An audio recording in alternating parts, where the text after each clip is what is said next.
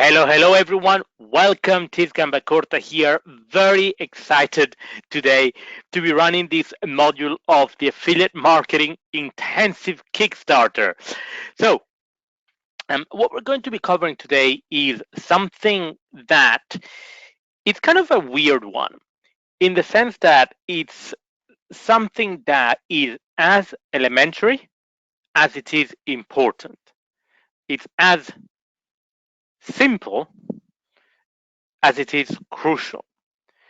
And this is something that a lot of people kind of rush past and rush through um, just because, they want to get, down to making the money or to getting the results or to getting the leads, getting the visitors to their website, whatever that is.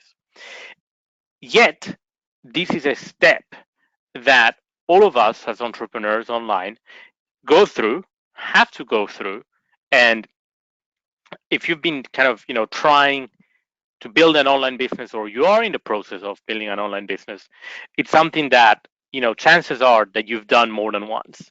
I certainly have done more than once. I remember when I got started, I think back many years ago, I kind of foolishly oversaw this step that we're going to be covering today, and it cost me not only a lot of money but also a lot of time and energy and wasted efforts. Um, in the sense that it's something to which there is no one size fits all answer, yet it's something that we all have to consider carefully. For example, again, back to when I got started, I started in the job advice niche. So my business, well, my what I wanted my online business to be back in the days, and back when I did this, I still had a job, which kind of had its upsides and its downsides. Okay, I was still working for Barclays, the bank, kind of a what I like to call a 9 to 5 job, except it was anything but 9 to 5. It was more like 9 to 7 or 9 to 8 on a short day. Plus, there was a lot of travel involved, which meant that very often I would have to wake up at 4 in the morning, uh, catch the first flight out to Spain or Portugal, then be there for like 9 or 10 a.m. for some business meetings, and then I would come back to London the same day, and I would be back home at 11 midnight. Um, and then sometimes I would, start all over again, and I would do this, the following day, twice a week, 3 times a week. It was very taxing, plus weekends and what have you. And let alone the fact that I'm sure you can relate to this if you've traveled. Traveling can be quite exhausting, not just emotionally but also physically. Um, anyway, I digress.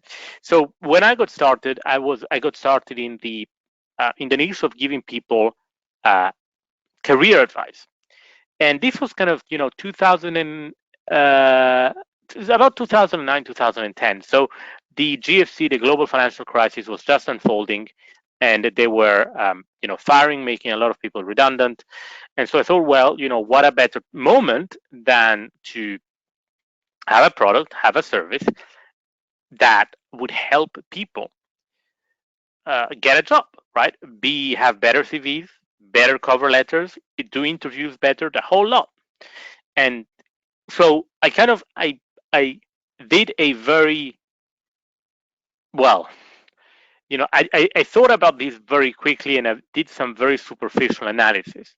Um, that led me to believe that this was a niche, that it was a market that was good for me to get it.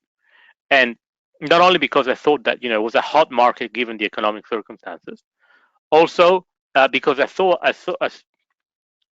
a lot of other people in the same marketplace making a fortune selling these types of books and ebooks. So I thought, hey, it's a hot point in time, and others are making a lot of money with this. Therefore, it sounds like it's a good place to be. And indeed, others were making, decent results, were getting decent results with this. I got into it, and it was a complete flop. I spent months crafting a webinar. What a bad idea. I made one sale. I spent about, I, I estimate in traffic alone about $7,000 to $8,000. Okay, in traffic alone, and plus the time and the effort and the cost of hiring a copywriter to help me write the webinar, and the graphics designers, and not just that, but you have to design the product, and you have to format all the books and ebooks and all the PDFs nicely. Plus, I had to hire someone to do the website. Plus, I had to pay for the hosting and so on and so forth. Back in the day, there were not tools like ClickFunnels, or even WordPress, right? Back in the days, it was hardcore HTML coding and website. So you actually had to hire a designer, a website designer, to actually do the thing for you. There was no like drag and drop like we have now with ClickFunnels. So anyway, it cost me a lot of time and money, and I made one sale for $47 on that webinar.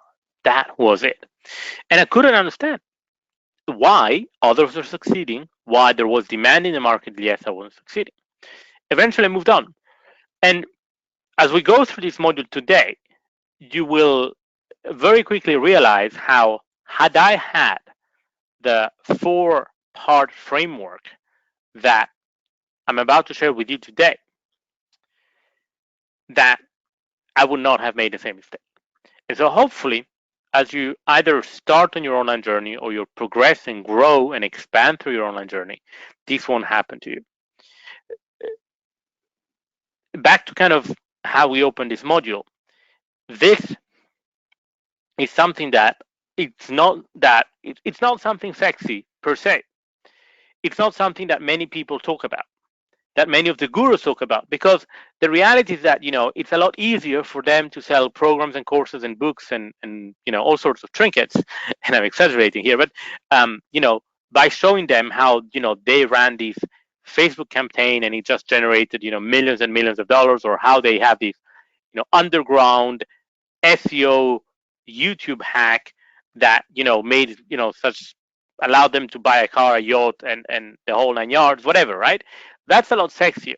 However, what they don't share with you is this crucial step that all entrepreneurs, experienced and non-entrepreneurs, have to go through, and to make sure that you are in a good niche, that you are selling a product for which there is demand. You are selling a product for which there is demand and a market that can pay for it. You are selling a product that I'm kind of giving away here, the module. You are selling a product that not only there is demand for in the marketplace, that people can pay for, but also where you have an edge. Okay, as an example, I could decide to produce or write a medical encyclopedia, right? So is there demand for this in the marketplace? Clearly, yes, there is demand for medical services all the time, and it's growing with the aging population. So that's a tick, right? Is there a demand in the marketplace that's willing to pay? Absolutely, right? Both the public and the private healthcare sectors are huge sectors. So that's a tick as well. However, the third tick is, do I have an edge? Well, clearly, I don't have an edge, right? Well, clearly not. But I mean, for those of you who have met me or will meet me, I'm not medically trained, right? I'm not a doctor. I don't have an edge there. So anyway, crucial step that is, to the untrained eye, a kind of a step that is not particularly exciting, a step that is, however, crucial, and a step that a lot of people have a lot of questions about. How do I know? Well, I interact with students on a daily basis, and I see, what are the main questions that come through? What are the kind of the most commonly asked questions? And this is one of those things where the kind of the all the hype that's out there about online marketing this is not something that it's talked about at all. But I see that a lot of people have questions, and so essentially, it's all about, how do you choose a niche? How do you choose a sector that you can build a solid business around? And here the keyword is being, a solid business. because there are a lot of one-trick niches out there. There are a lot of kind of products that you can sell that are here today, gone tomorrow.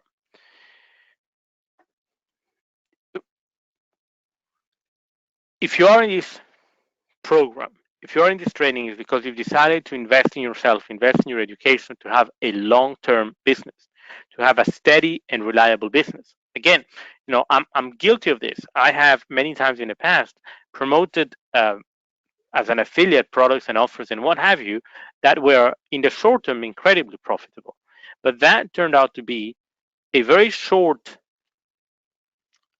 approach because well, if you've been in this game for any amount of time, you may have heard the saying that an affiliate is only as good as his last promotion. I'll repeat it again: an affiliate is only as good as his last promotion. So what does that mean? It essentially means that the unsophisticated affiliate, right, would promote a product and then essentially it's finding the right combination, right, between an audience that has an unsolved problem in the marketplace or an unmet need in the marketplace and a product or a service that meets that need and solves the problem. And so here the unsophisticated affiliate, they try a lot of things, they throw a lot of things at the wall, and they see what sticks. And so you find, once you find, one or more things that work, then great, that's a great affiliate campaign. However, if and I'm sure you can relate to this if you've run any affiliate promotion with any decent amount of traction, is there's a few things that are certain in life. One of them is death. The other one is, to a certain extent, taxes, right? And again, I'm kind of half joking here. And there's also another thing, which is the fact that combination between a product and service and a problem or an unmet need in the marketplace, it can last for a short amount of time, it can last for a long amount of time, but eventually it will die. That's guaranteed. I've seen this happen so many times, both on a small scale, on a very short-term time frame, as well as on a long-term time frame and huge scale. We're talking hundreds of millions of dollars, right? Eventually, something will break down. Okay, it's typical. Well, it's typically one of two things, right? It's either the unsolved problem or the unmet need in the marketplace disappears for whatever reason, right? For example, right, if you look at Nokia, right? Nokia, if you may remember, right, they were a leader just a few short years ago, right, in the cell phone in the cell phone space, right, mobile telephones. They were a leader, right? They were the best, extremely successful. They were like the kind of the flagship, right, of telecoms, right, as a company. And eventually, right, the company stayed there, but that unmet problem in the marketplace or unmet need morphed and eventually disappeared, in a sense that the marketplace moved from traditional cell phones, right, with very simple functionality, text messages and phone calls, to kind of smartphones and iPhones and that kind of galaxies and whatever, right? So one of the two parts of the equation broke down, and that happens all the time, right? So and hence the saying, an affiliate is only as good as his last promotion, because you may have an affiliate that's completely crushing it on a given promotion, and then boom, right? Something happens, the promotion disappears, and that's the end of the campaign, right? Now, what does the sophisticated affiliate do, right? And this is kind of something that we're going to be going through in great detail here in this program with the WTF system, right? And the and I say this tongue in cheek, the WTF system stands for the Work Time Freedom System. Okay, Work Time Freedom System. So the sophisticated affiliate, the smarter or smart affiliate chooses a sector that has long-term longevity. Okay, note I'm not just talking about a niche here or a niche, as my friends and students would say across the pond. The well, note that I'm not just choosing a niche, but I'm talking an overall sector that has long-term longevity. So you've heard me mention this extensively, in other seminars and other locations where we may have interacted, which is, typically if you're thinking, okay, what is a long-term kind of, a sector that's safe in the long term? Well, nothing is safe, but things like health, wealth, wellness, making an income online in one way or the other, those are kind of, fairly, well, they're big and fairly stable sectors, right? So, and we'll get into this into more detail shortly. The point here is that think long term. Okay, in my previous choices, for example, I got started, with products in the job and career advice niche, and then I moved on to the blogging niche, and then I moved on to the forex, the trading and investing niche. Now, all of those sectors, in all fairness, satisfied that requirement of long-term, sectors. They were not like, here today, gone tomorrow.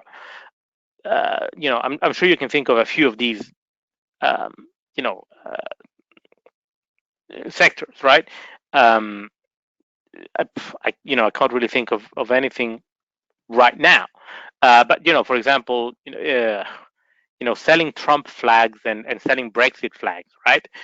Clearly, that's something for which you have a lot of demand in a very short amount of time, and then once the kind of the event or the reason disappears, then that's the end of it. Okay, so once you have the sector in place, and we'll come back into the sector and the niche, and we'll come back to this point in great detail later in this module. Then it's not just about choosing a long-term viable sector and niche, but also it's about you. And what do I mean by that? It's how do you set up as an authority in the marketplace, right? The smart affiliate doesn't choose a good solid sector, and I'll give you my 4-step blueprint to choosing this shortly. It's also how do you position yourself in that marketplace. Okay, how do you brand yourself? Now, why is this important? Not just from a branding perspective and a kind of a general, perception in the marketplace, although that is very important, but also because back to our original scenario where you've got, that equation where on one side you have an unmet need or an unresolved problem in the marketplace, and on the other side you have products and services that solve that problem and meet that need, right? The key thing there is how do you brand yourself in front of the marketplace so that should that particular product or service that you are promoting disappear or not work out anymore, you have a brand, you have an asset there. Okay, you have an intangible asset, which is a very big asset nevertheless, that the market people in the marketplace know, like, and trust you. And therefore, as you find new products and services that solve their unresolved problems and meet their needs, or their unmet needs to be exact, then they will follow you, know, like, and trust you. Okay, here's another example. I'm not going to make any names, but we used to work, and to a certain extent still work, with a very big software company. Okay, they're a CRM provider. Most of you would have heard of it, and very big name, very successful company. Okay, and we were one of the major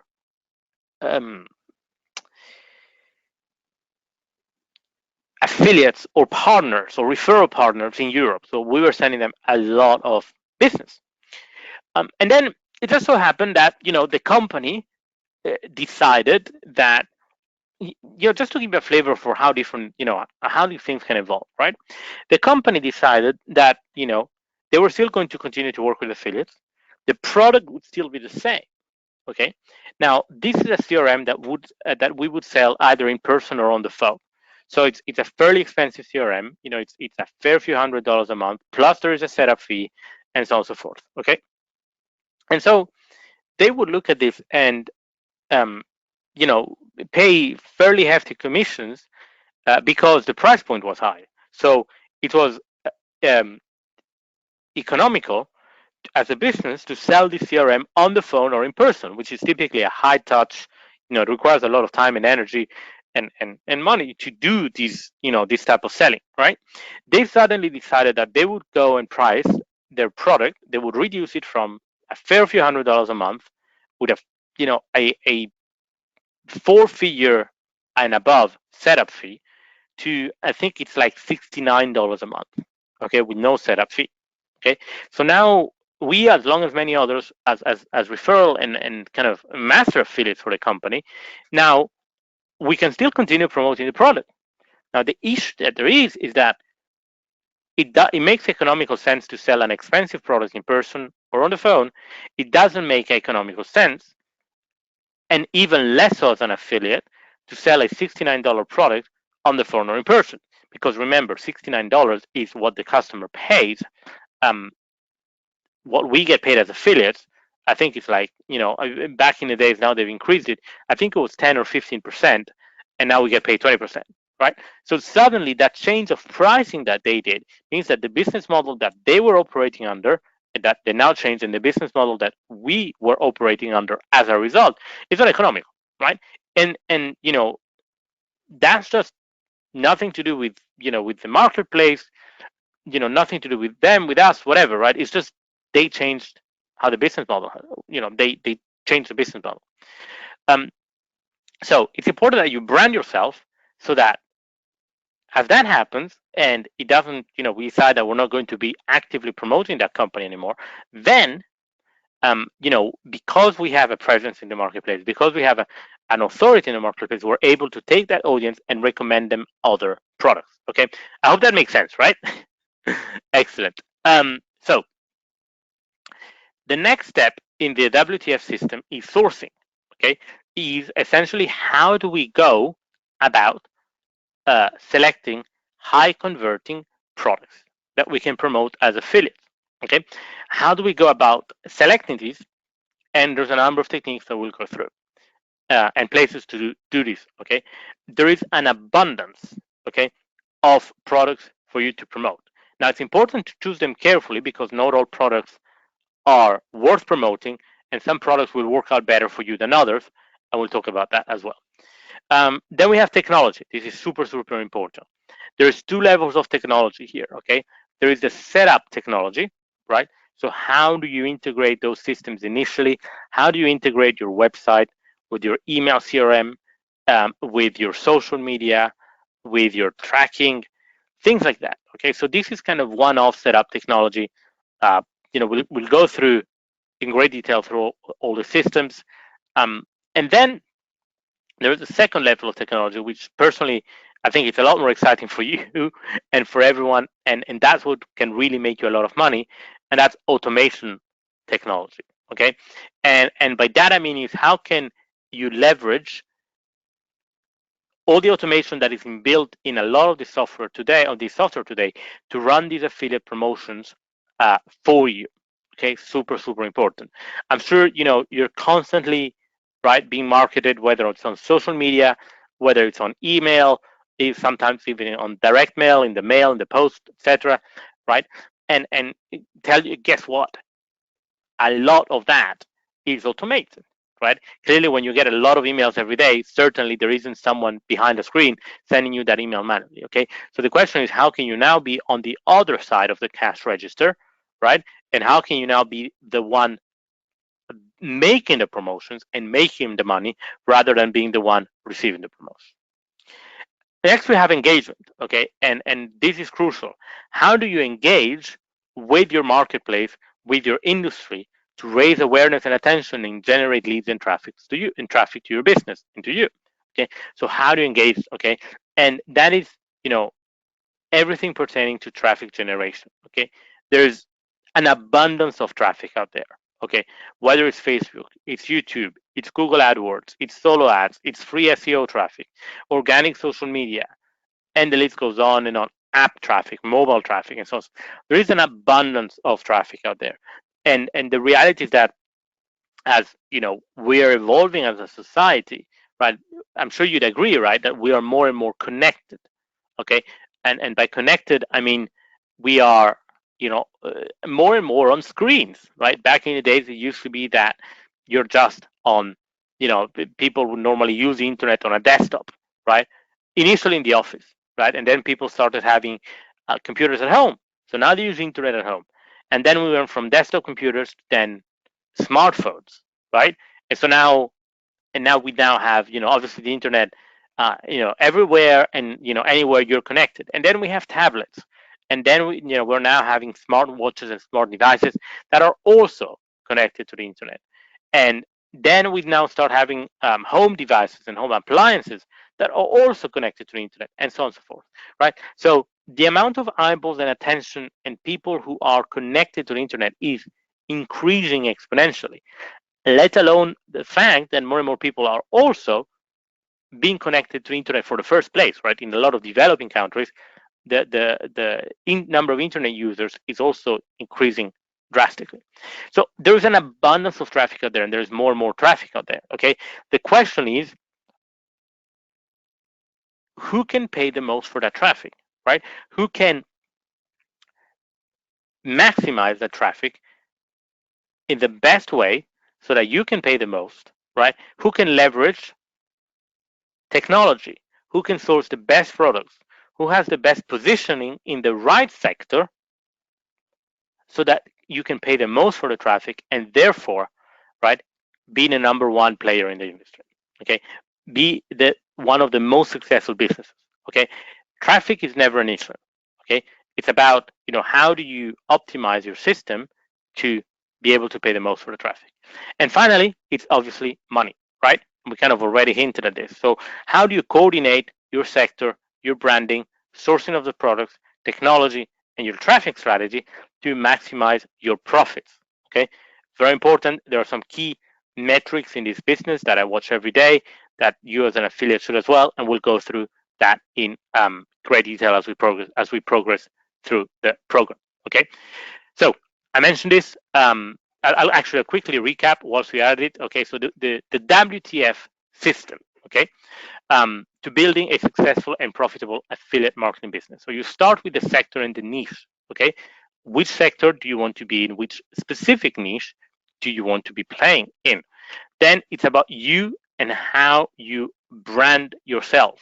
Okay, what is your authority in the marketplace? And once you have that, how do you source the highest converting products to promote as an affiliate?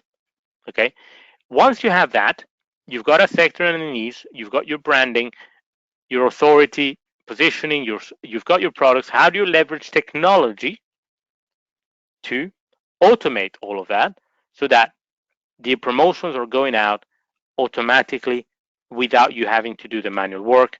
And once you've got your technology lined up, how do we feed traffic into this funnel?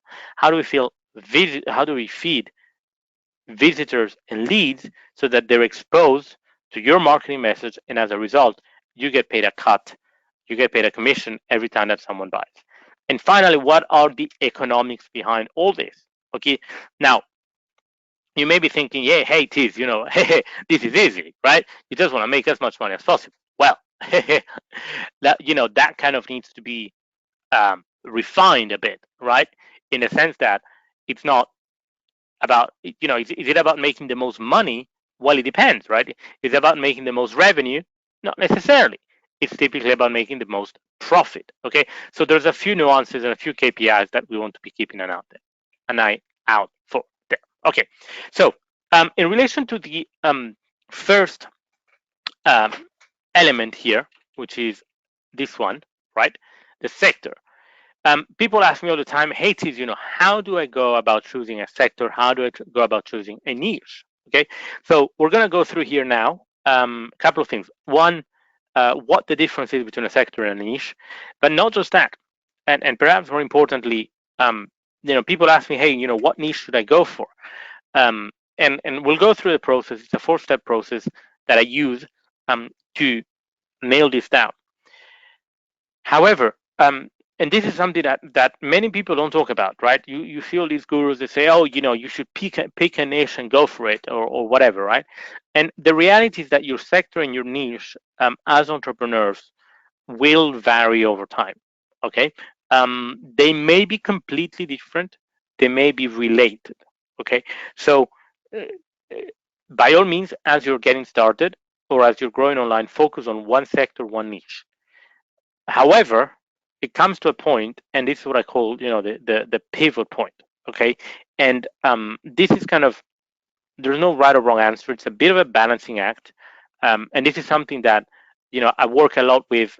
Um, I work a lot on with my private clients because it really is a matter of experience and it's a fine balancing act. Okay, so as you get started, choose a sector and niche and go for it. Okay, focus exclusively on one sector, one niche. I'll repeat this because it's very important.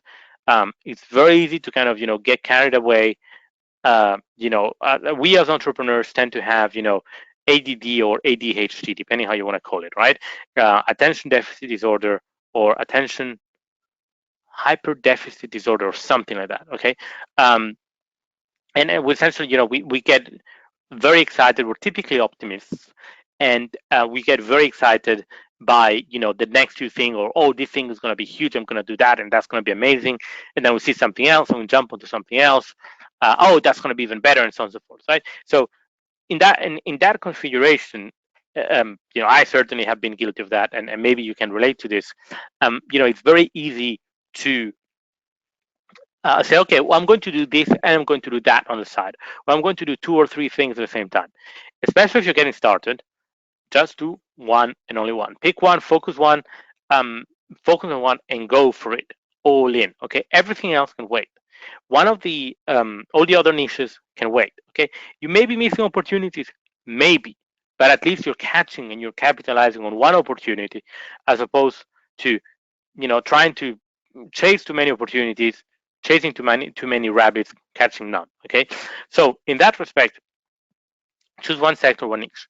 Now, and that's what I did. For example, when I got started, I went into the career advice, the job advice niche. In that respect, the key thing here is there is a point where you will see that things will either explode or things either will kind of stagnate, so they won't grow, they won't kind of die. It will just kind of a bit of a meh interim kind of situation, or things will die, things will not work out, right? So there is a point where and it happens in a lot of niches, not in every niche. It happens in a lot of niches there where the you need to make the decision of do I get out of it, do I cut my losses, do I step out of this niche. For example, I got started in the job advice niche. After a few months it became apparent that for whatever reason that was not going to work out for me. Now there's a few key distinctions in the statement that I just made. Okay, it became apparent that for whatever reason it would not work out for me. Note the words. So for whatever reason, I never really understood why other people were making so much money in that space and I wasn't. But it doesn't and it didn't really matter. To this day, I still don't know. Right? To this day, yes, I could still be spending hours and days on end asking around, researching, figuring out, trying to reverse engineer why it didn't work out for me, why it worked out for others. It's kind of irrelevant. Okay? It's what I realized is that it was not working out for me for whatever reason. So you don't necessarily need to understand why a specific niche or sector is not working out for you. Okay. Now the flip side is also true, that if something is working out great for you, you don't necessarily need to understand why it's working out great. Just go with it. Okay. Now, of course, as humans, right, when things don't work out, we try and understand. When things do work out, right, we think we are the shit. Right? Yeah, it's all because we're so great. It's all because of us. Okay.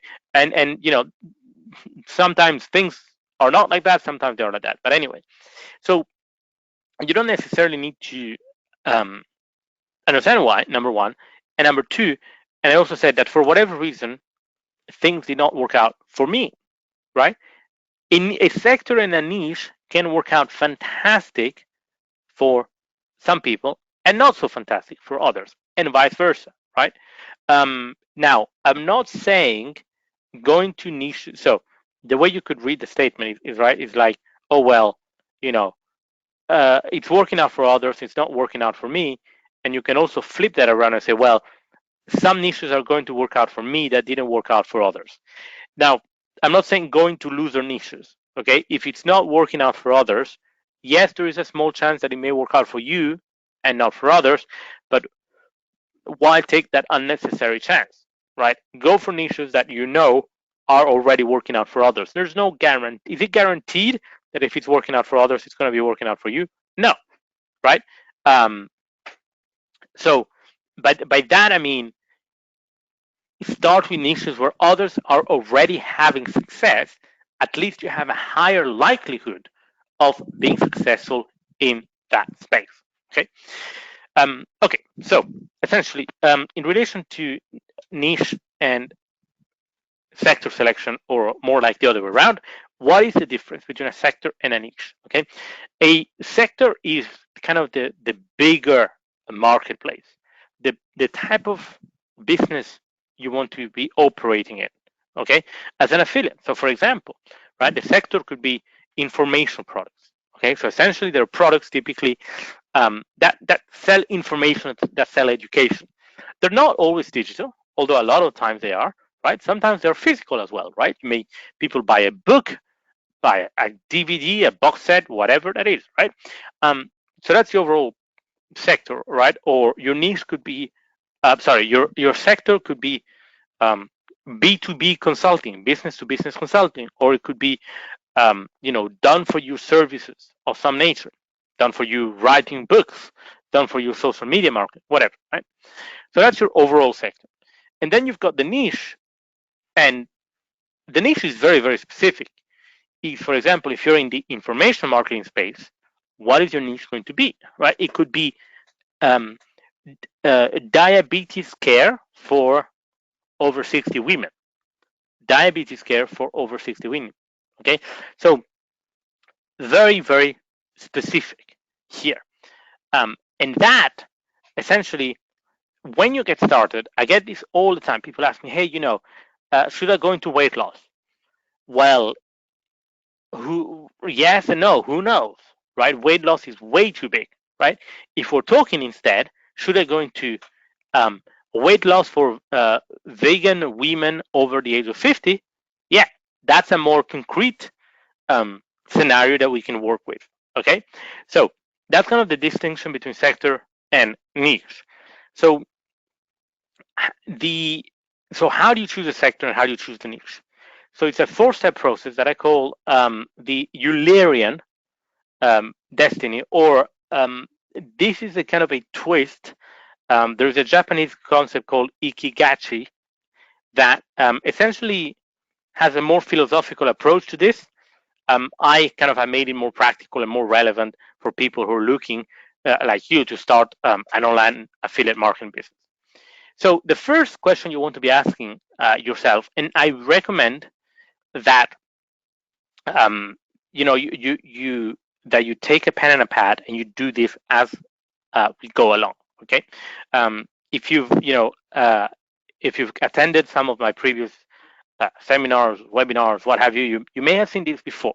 Okay, if you're thinking, hey, I've done this before, I've heard this before, I'd reconsider to kind of come in with an open mind and do the exercise again, because this is one of those exercises where you don't, you may not get it right the first time, or even if you do get it right, new perspective, new elements may come into the picture the more you think about it and the more you go through the process. Okay, typically what I'd recommend is if you do this exercise a few days apart. Okay, if you do this exercise a few days apart 3 times, and the 3 times you come up with the same answer, then you know that you're onto something. Okay, I'll repeat this because it's important. If you do this exercise a few days apart, and there's a reason I say a few days apart, 3 or more times, and then you always come up with the same answer, you're onto something. Okay, so why do I say a few days apart? Because it kind of allows your mind to refresh, and you'll see that these 4 elements are effectively 4 big questions that will require you to give A, quite detailed answers, and B, that will require you to do a fair amount of thinking and looking back in the past, and maybe even asking around people.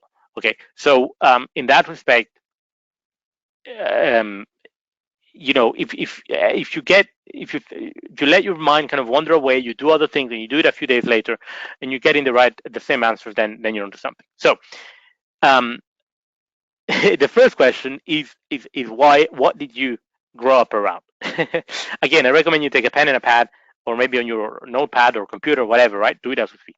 So, what did you grow up around? Okay, I'll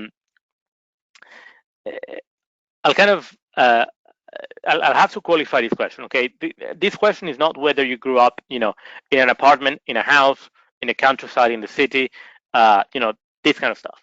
Okay, it's not like did you grow up with a garden or a dog? All right, it's more like it's more like what values did you grow up around? Okay, so by that I mean, did you grow up around values of sincerity and honesty? And it's not a loaded question, right? There are certain environments where people grew up around, maybe values of, the end justifies the means, right? In which cases, values like sincerity and honesty, they take a second place. Okay, and again, no right or wrong. It's important to recognize what your values are. Or, for example, you may have grown up around values of, uh, relaxing, with friends and family is super important. It takes priority over other things. In which case, it may be more values of friend and family, and maybe not hard work, right? It's more about, well, as long as I make barely enough to survive, but I can spend time with friends and family, that's all I need, right? That's a different value, right? Or, for example, you know if you grew up around a family or parents of very career driven people, then they may be people who may be traveling and 18, 19 hours a day out of the office, and then so that's clearly the value of hard work and career rather than uh, family. Again, it really depends, right? So what type of values did you grow up around? Okay, and be honest. Okay, these values may be good or bad, or it depends. Okay, so I'll give you a few seconds here to kind of think about these values and write them down, and then we'll continue.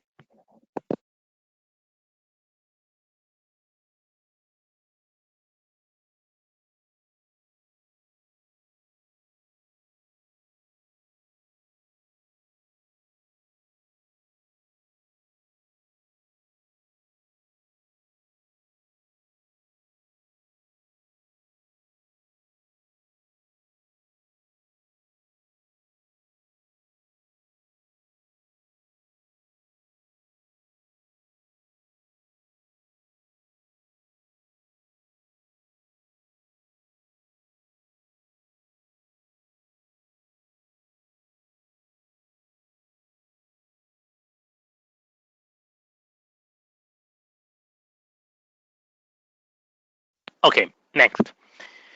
Now that you've got that down, and if you obviously if you need more time to do this exercise and note the questions and then do it in your own time. The next point here is, what do strangers compliment you on? Okay, now this is very important. Okay, the question is not what are you good at, right? In which case, your answer about what you may be, what you're good at, may be accurate or may be biased, right? Um, and it's not either. It's not, what do your friends and family think that you're good at or say that you're good at. Again, their answer may be biased. It's what do strangers compliment you on, and I would take it, and I like to take it a step further, which is what do your enemies compliment you on? What do your enemies compliment you on?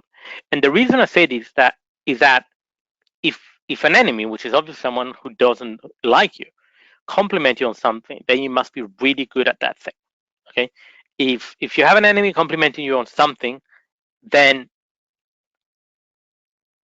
you must be really, really good at that thing.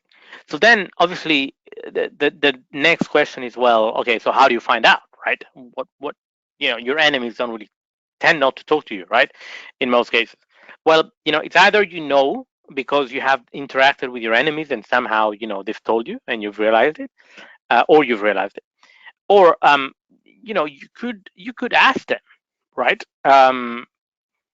It's there's no harm in asking, right? Yes, I understand they're enemies, etc. But hey, you could try and ask. Essentially, this is where you need to think back in your life and think about all the times that you've interacted with quote unquote enemies and what have they complimented you on. Okay, so a few seconds here, and then we'll move on to element number 3.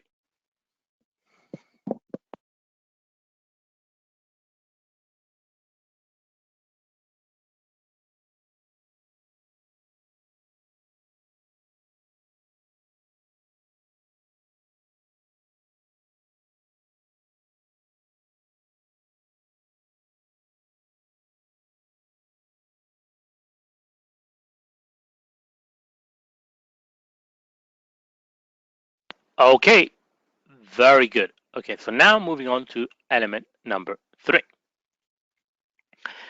What can you talk about effortlessly on a Saturday night? Okay, now the idea here is not, it doesn't have to be a Saturday night, right? But essentially, what is something that you could talk about, forever, right? That you're passionate about, that you love, that you enjoy, right? What essentially, this is effectively saying, what are you passionate about? Okay. Um, Now, there's a small distinction to be made here. Okay, that I don't usually make in my live in-person programs, but here we have a bit more time, so I'm going to make it, and this is important. Okay, the question is, what can you talk about effortlessly? Okay, it's not about what is your passion. What's the difference? Is that what can you express yourself about effortlessly on a Saturday night? So if you're an extrovert, then naturally, your passion is something you want to talk about. Clear. If on the other hand you're an introvert, right? The question is not what are you passionate about. The question is what could you talk about effortlessly. So especially if you're an introvert, the question is what can you really communicate to others without effort? Because fundamentally, as we progress through the model and we then move into the next element, which is your authority in the marketplace, your authority business in the marketplace, right? There will be an element of whether we're introverts or extroverts, and I'm an introvert, for example, um, uh, uh, there's an element of having to go out there in the marketplace and express yourself, right? Whether it's by email, whether it's on a webinar or a podcast or a video, whatever it is, right? So, what can you talk about effortless on a Saturday night? Okay, um, a few seconds here, and then we'll move on to the fourth element, and then we'll get into the most exciting part, which is we'll put everything together.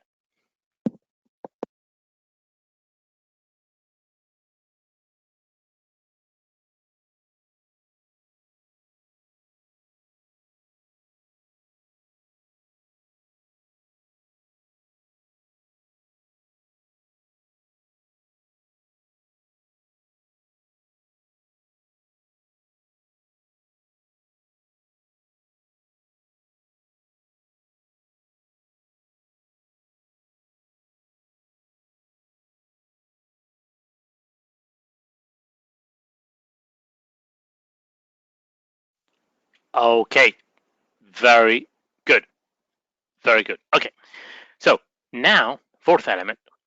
What did you do for the last 10 years? Now, it doesn't have to be necessarily 10 years, okay? 5, 10 years. Essentially, what are you an expert at? What have you been doing for the last 5 to 10 years? And you may be thinking, hey, Tiz, I've been doing, this job or that thing, but I'm not an expert at it. Well, let's challenge that for a second, okay? No, the question is, I haven't asked, what have you become the number one expert in the whole world at? Okay, it's not that. The question is, what are you an expert at, right? And chances are, almost guaranteed, I would say, that if you've been doing something for the last 5 to 10 years, heck, you have become an expert, right? Again, you're not the number one, biggest, best, expert in the world. You've become an expert, right? So here, very important, okay? What have you done for the last 5 to 10 years? It doesn't need to be something that you're passionate about. It doesn't need to be something you're good at, right? Something that you've done a lot of, right? That you have a lot of experience, not necessarily skill. Skill and experience are two different things, right? Skill is being good at something, experience is having done something many times or for a long time. Now, of course, right? Experience naturally leads to skill, okay? But it doesn't have to, okay? So I'll give you a few seconds here and then we'll kind of put everything together.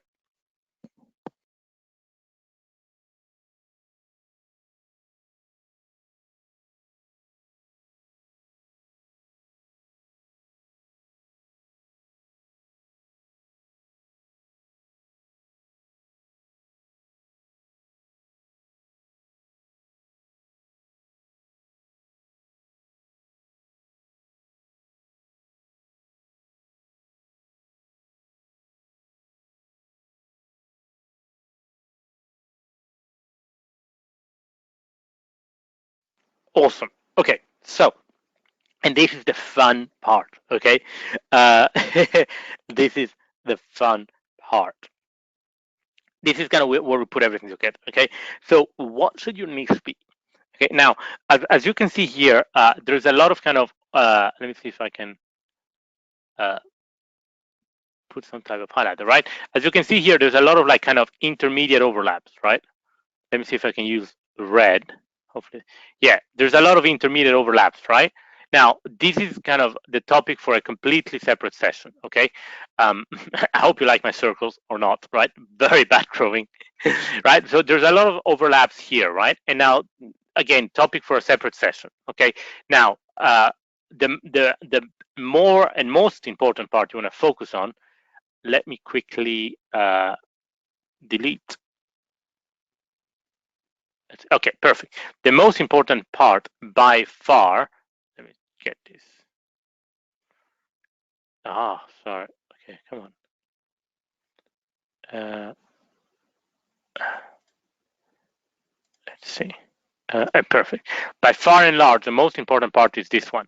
Okay, so that is going to be your niche. Okay, once you've chosen a sector, okay, and you can use also this to also choose a sector. Okay, you want to be in that sweet spot. If you are in that intersection of those four circles, you've hit gold. Now, is it guaranteed that you're going to make umpteen and untold amounts of money? No, but you are going to be making a lot more money than you otherwise would, a lot easier in a shorter amount of time, and even more importantly, which in my opinion is one of the most important things in life, if not the most important thing in life, is you're going to be a lot happier. You're going to be a lot happier. Okay, so the intersection of those four circles. Okay, that is where you want to have your niche in. Okay, so to recap, something where that goes with your values. Okay, if for example, maybe you grew up somewhere by the beach. Okay, where spending time by the beach and going for walks every morning and surfing is a very strong value for you, for example, right? And then it turns out that it just so happens to be that your enemies say that you're extremely good at teaching people. You're a very good educator, a very good coach, a very good trainer. Okay, and then you could talk about effortlessly on a Saturday night about surfboards. Okay, so you can talk about surfboards forever, right? You're good at teaching people, and you grew up with values of nature, open air, beach, outdoor activities. What did you do for the last 10 years, right? Let's say you've worked in a uh, surfboard shop, I don't know, building surfboards. Okay, so I'm not an expert. I'm kind of gonna be here, on by imagination. Okay, so now what could your niche be? Well, it could be a niche where you teach other people how to open a surfboard shop, how to start a surfing board business, how to build, how to make a business out of building surfboards, right? Or you could teach amateurs, right, how to professional surfers or amateur surfers how to build their own surfboard. Okay, so how does that kind of work out with the Eulerian Destiny approach? Is, well, it's consistent with your values of outdoor activities and, being by the beach. You're good at teaching people. You're passionate about building surfboards, and you have a lot of experience building the actual boards, right? So that would be an ideal niche. Okay. Now, that is also somewhere where you will have an edge in the marketplace. Okay. Um, and here's a key element: is obviously you want to get into a niche where there is demand. Okay. And also, you want to get into a niche where that demand can pay for it. Okay. um, for example, there is a lot of demand for online products in developing parts of the world, in certain parts in Africa, certain parts of the Indian subcontinent, etc., etc.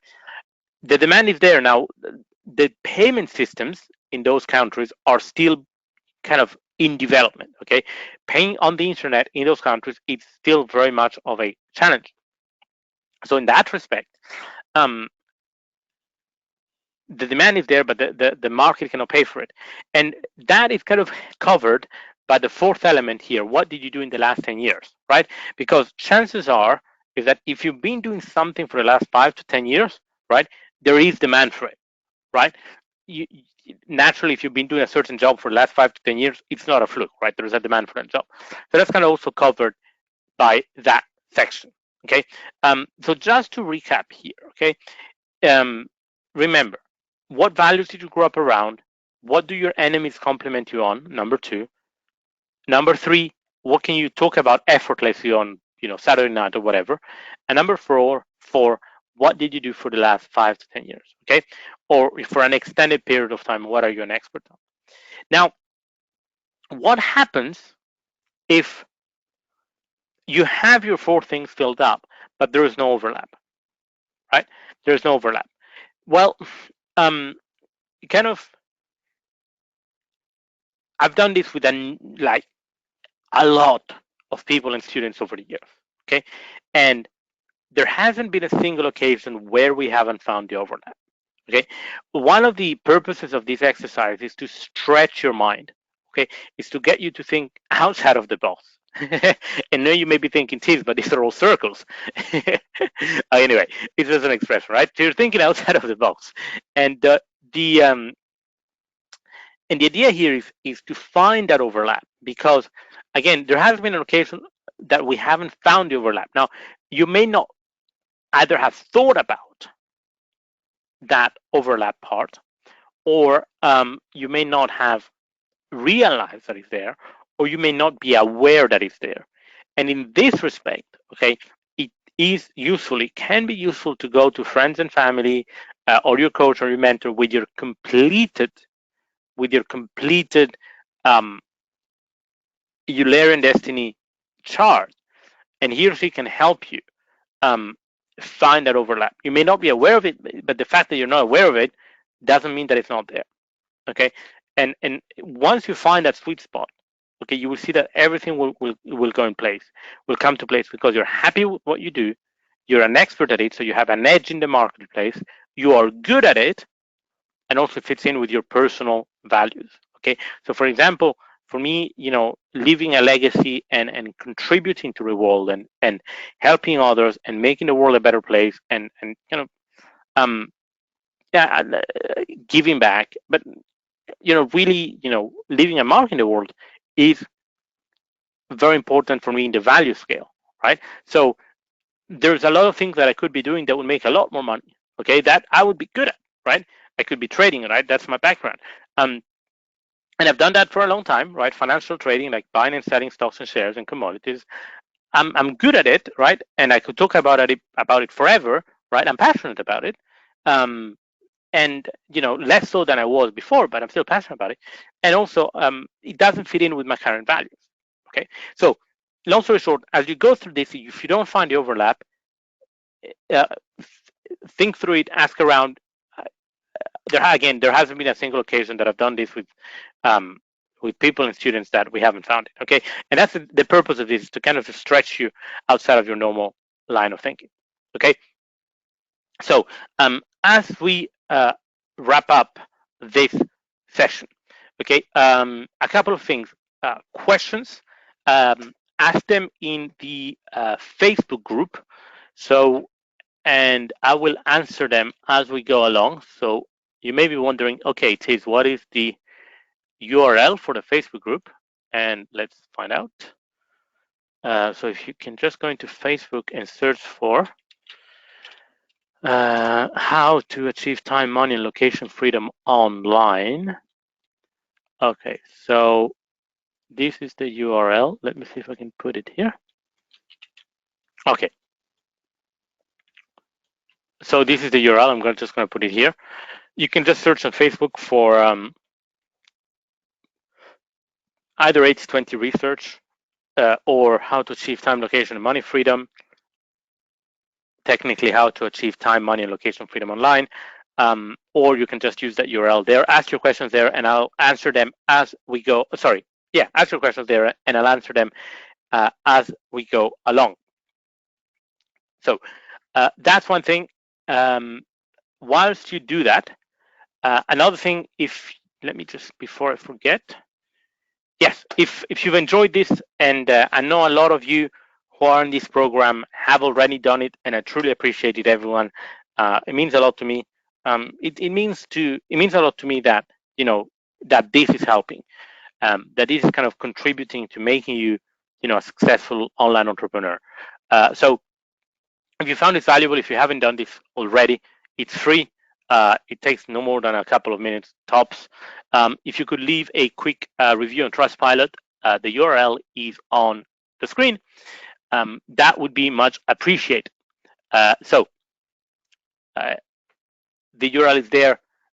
It also the SEO guy reminds me without fault every time, so let's not forget. It helps him with ranking the website on Google or with the SEO rankings. As we wrap up this session, any other questions, ask them in the Facebook group. This was module 1 of the affiliate marketing intensive Kickstarter. We covered here the first of 6 core modules: how to source your sector and your niche. Remember those 4 circles, go through the exercise, and you'll find that intersection, and that that in itself can truly change your life. I wish I had done this exercise 10, 15, 20 long time ago, many years ago. It would have saved me so many headaches, so many years of frustration, unhappiness, uh, everything. It's unfortunately something that they don't teach at school, universities, colleges, but it is what it is. It's a very simple exercise that can truly mean the difference between a life of frustration and doing something that you feel not just frustrated, obviously, but underpaid, overworked, unappreciated, right? Versus doing something that not just financially rewards you, but also that truly fulfills you. It kind of lights you up, whether it's giving back to society, giving to charity, helping disadvantaged children or people, or just making money, whatever that is, whatever you think is leaving a legacy, like in my case, and helping others, whatever that is. It can truly mean the difference between a life of fulfillment and happiness and a life doing something that what society told you to do, and without really considering what really lights you up. So anyway, I digress. We're going to wrap up this session. I'd like to finally say, well, number one, the URL for the Trustpilot review, it's there. If you could leave a review, much appreciated. But most importantly, I'd like to wrap up by saying congratulations to you, for everyone here, for investing not just the money, but also the time, the energy, to be here and to improve your skills, to learn something new, and to kind of add, these crucial building blocks to your business knowledge, to your online marketing knowledge, because I am the perfect byproduct of this. Um, I I started attending webinars, courses, both seminars, attended workshops, masterminds, and I still do the whole lot. And it's really what's truly changed my life. And you would have asked me a few short years ago if would have whether I thought I would have been in this position. I would say no, impossible, totally impossible. Yet, here we are. If you just continue investing in yourself, put the energy in, work with proven mentors, and success is inevitable. Make success inevitable. With that being said, again, congratulations to everyone for being here, taking this time, and I will talk to you in the next module.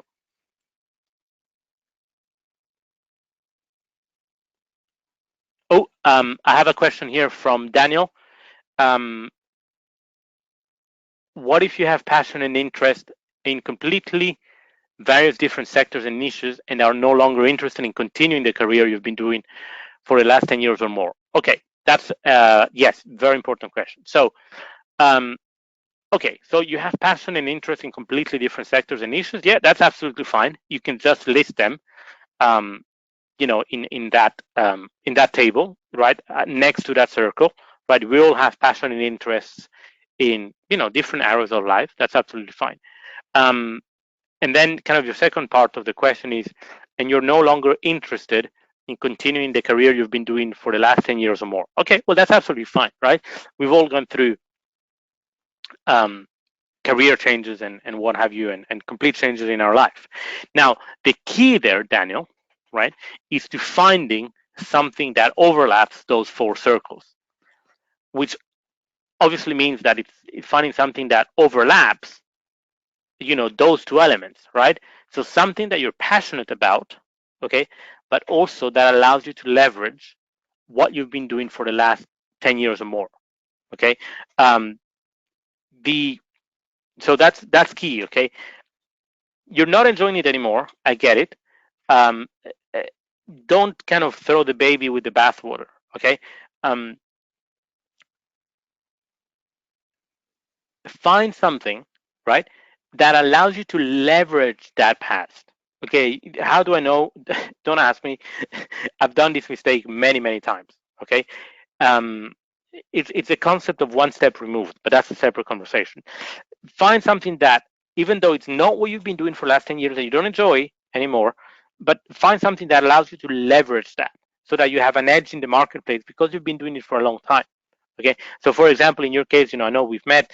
I guess you're referring to being, a sound engineer and working in that space. Well, how can you leverage that, right? Whether it's doing something in that niche, not necessarily being actively involved in working in that niche as a sound engineer, but maybe teaching others how to become sound engineers, or somehow leveraging that experience in your new endeavor. I kind of does that answer your question?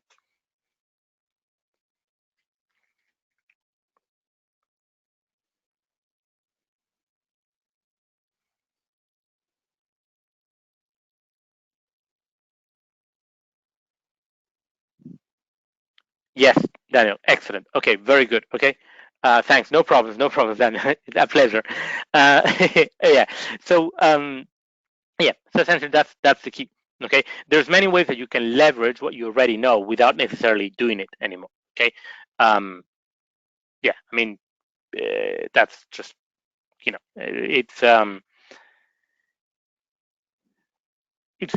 it's just about getting a bit creative. Good. Okay, we're going to wrap this up. Thank you, everyone. If you haven't, please leave a review on Trustpilot. Much appreciated. The marketing guy would also appreciate it. The SEO guy, I should say, technically. That being said, congratulations for being here. Thank you, and I'll talk to you very soon.